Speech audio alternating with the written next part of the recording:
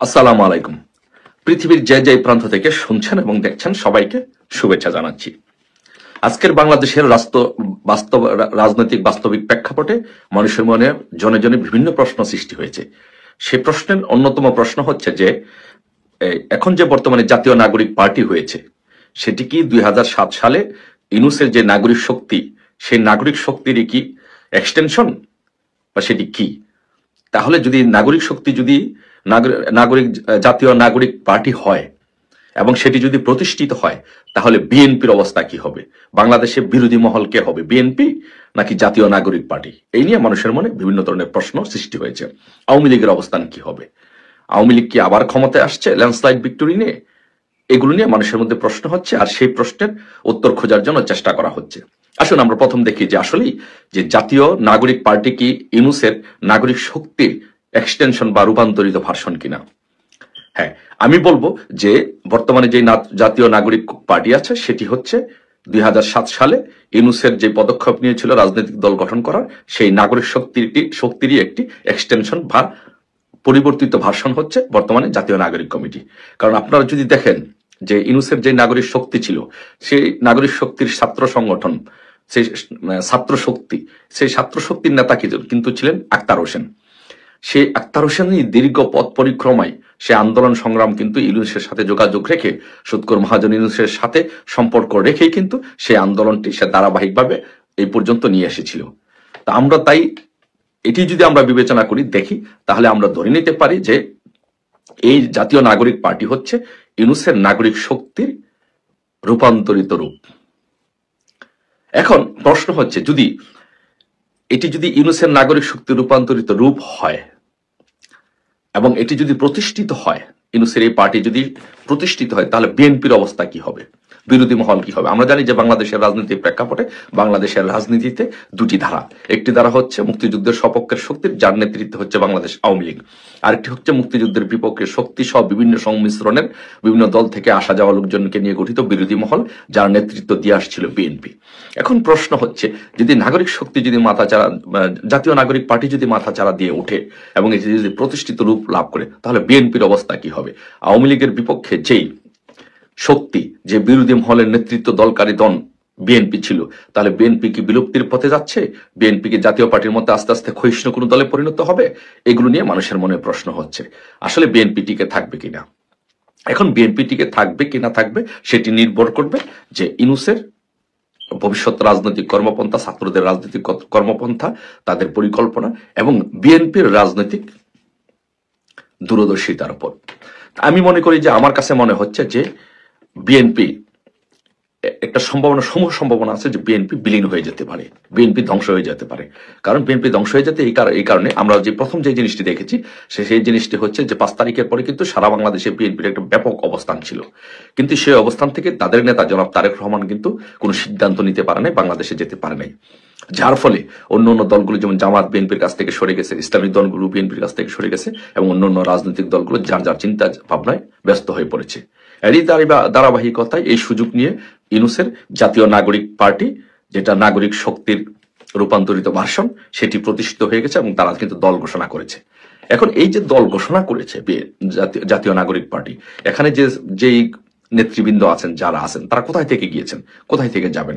আসলে এদের যে ছাত্র সংগঠন হবে, যুব সংগঠন হবে, জেলা উপজেলা পর্যায়ে কমিটিগুলো হবে, এগুলো বিএনপি থেকে বিভিন্ন নেতৃবৃন্দ গিয়ে এই কমিটিতে স্থান নেবে, বা ছাত্র দল থেকে কমিটির নেতৃবৃন্দ গিয়ে এই দলে পদপদবি নিবে।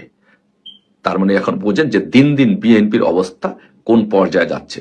যদি এই ধারাবাহিকতা আর 6 মাস চলতে থাকে, যেটি জাতীয় নাগরিক পার্টি যেটি করার চেষ্টা করছে যে তারা উপজেলা নির্বাচন দিবে, স্থানীয় সরকার নির্বাচন দিবে, তারপরে জাতীয় নির্বাচন দিবে, তার মানে হচ্ছে বিএনপি থেকে আমরা যেটা প্রথম দিক দিয়ে বলে আসছি যে বিএনপি থেকে সমস্ত নেতৃবৃন্দদেরকে ভাগিয়ে নিয়ে তাদের দলটা একটি শক্তিশালী রূপান্তরিত দল করে তারপরে তারা জাতীয় নির্বাচন দিবে। এখন ধরুন, যদি স্থানীয় সরকার নির্বাচনগুলো যদি হয়, স্থানীয় সরকার নির্বাচনগুলো হলে অনেকেই আপনার উপজেলা চেয়ারম্যান, জেলা পরিষদ চেয়ারম্যান, পৌরসভার মেয়র এগুলো হতে চায়, ইউনিয়ন পরিষদ চেয়ারম্যান হতে চায়। এখন যখন এই জাতীয় নাগরিক পার্টি যখন এই নির্বাচনগুলো দিবে, তখন বিএনপি থেকে অনেক নেতৃবৃন্দ ক্ষমতার লোভে এবং পদপদবীর লোভে এবং জনপ্রতিনিধি হওয়ার জন্য এই নতুন দলে চলে যাবে। নতুন দলে চলে যদি যায়, তারেক রহমান কিন্তু বাংলাদেশে যেতে পারছেন না। আপনারা একটি জিনিস চিন্তা করে দেখেন, তারেক রহমান কিন্তু বাংলাদেশে যেতে পারছে না এবং তাকে বাংলাদেশে যেতে দেওয়া হচ্ছে না। তার মাও বর্তমানে লন্ডনে আছেন। বাংলাদেশে বলতে পারে যে বিএনপি একটি নেতৃত্ব শূন্যতায় ভুগছে। এই সুযোগটি যদি কাজে লাগিয়ে বর্তমান যে ছাত্রদের দল আছে জাতীয় নাগরিক পার্টি, সেটি যদি ইউনূসের তত্ত্বাবধানে যদি বাংলাদেশে প্রতিষ্ঠিত রূপ লাভ করে, তাহলে আমরা ধরে নিতে পারি যে বাংলাদেশ থেকে প্রতিষ্ঠিত রাজনৈতিক দল বিএনপি আস্তে আস্তে বিলীন হয়ে একটি ক্ষয়িষ্ণু রাজনৈতিক দল হিসেবে পরিণত রূপ লাভ করবে। বাট অপরদিকে আমরা যদি একটি জিনিস দেখি যে বাংলাদেশে আওয়ামী লীগ কিন্তু দিন দিন একটি শক্তিশালী রাজনৈতিক দলে রূপান্তরিত। আওয়ামী লীগ একটি শক্তিশালী রাজনৈতিক দল এবং আওয়ামী লীগ একটি প্রচন্ড আদর্শ ভিত্তিক একটি রাজনৈতিক দল এবং সেই দলটি কিন্তু দিন দিন আরো শক্তিশালী হচ্ছে। আপনি চিন্তা করেন যে 5 তারিখের আগে কি অবস্থা ছিল, এখন আওয়ামী লীগের কি অবস্থা। 5 তারিখের আগে বাংলাদেশের যত রাজনৈতিক দলগুলো ছিল সবগুলো রাজনৈতিক দল একটি প্ল্যাটফর্মে ছিল এবং আওয়ামী লীগ প্রায় একা হয়ে গিয়েছিল এবং মানুষ প্রচন্ড ফেসবুক এবং সামাজিক যোগাযোগ মাধ্যমে বিভিন্ন জায়গায় গুজব ছড়িয়ে আওয়ামী লীগকে একদম কোণঠাসা করে দিয়েছিল। কিন্তু আজকে কি হচ্ছে আপনি দেখেন যে আওয়ামী লীগের মধ্যেও কিন্তু একটা সময় বিভিন্ন গ্রুপ ছিল, উপগ্রুপ ছিল, কুন্দল ছিল, অন্তর্কুন্দল ছিল, এগুলো আওয়ামী লীগের মধ্যে ছিল। কিন্তু 5 তারিখের পরে একটি ইউনাইটেড আওয়ামী লীগে রূপান্তরিত হচ্ছে বাংলাদেশ আওয়ামী লীগ, যেটি আমি মনে করি 5 তারিখের আওয়ামী লীগের চাইতে এখন আওয়ামী লীগ 100% শক্তিশালী, 1000 গুণ শক্তিশালী হচ্ছে বাংলাদেশ আওয়ামী লীগ। পক্ষান্তরে বিএনপি সহ অন্যান্য দলগুলো কিন্তু ভেঙ্গে খান হয়ে গেছে, তাদের শক্তি দিন দিন ক্ষয় হচ্ছে।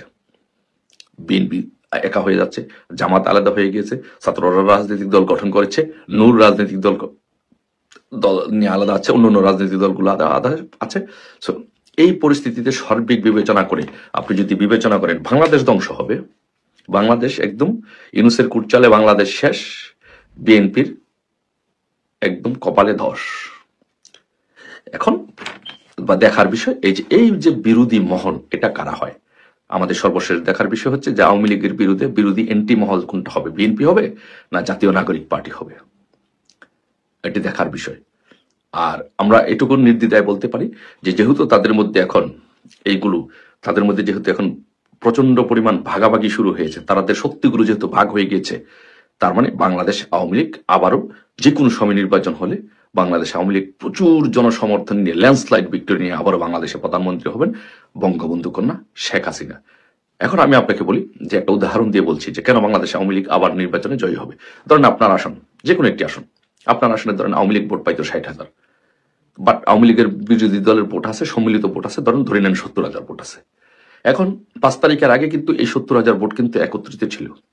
এখন যখন নির্বাচন হবে আওয়ামী লীগের ক্যান্ডিডেট যে থাকে সে পাবে 60,000 ভোট, কিন্তু এখন প্রার্থী হবে কয়জন দেখেন, বিএনপির একজন হবে, জামাতের একজন হবে, জাতীয় নাগরিক পার্টির একজন হবে, অন্যান্য দলের একজন হবে।